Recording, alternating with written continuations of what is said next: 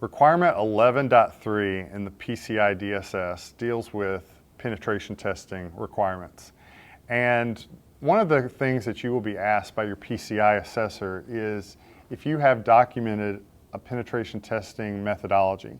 A lot of times you will work with your pen testing firm or the individual that's performing your pen test in order to understand what their methodology is, but you want to be ensuring that there is a documented methodology so that you can evaluate that the testing that you did followed those methodologies. There are penetration testing standards that are published from NIST and the penetration testing engagement standard that you might consider using as baselines in order to put together your methodology. But one of the most critical things today is that you are following a prescribed approach and that you are addressing your information security challenges in a way that reflects the seriousness of the threats today.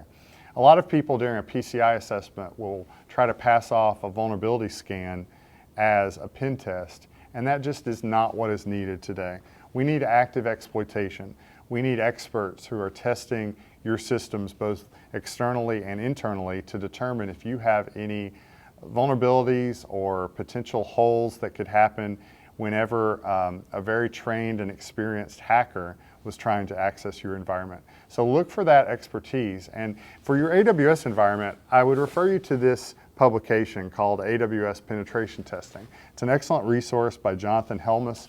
And as you walk through it, you see the types of issues that you need to be addressing in your environment. How do you enumerate and understand the AWS services that you've put into place? How do you perform reconnaissance and create attack paths that are appropriate to the environment that's being tested? How do you exploit S3 buckets? What are the common and modern techniques that are being performed in exploiting those data repositories?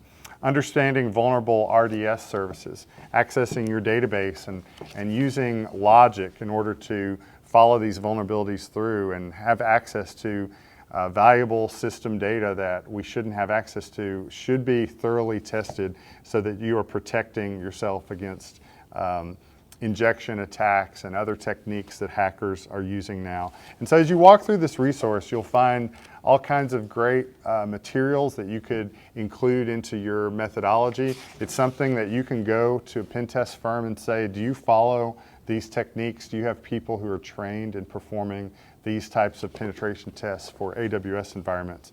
Because the threats today demand that you address these issues head on and have a very thorough, very complete penetration test of your AWS environment.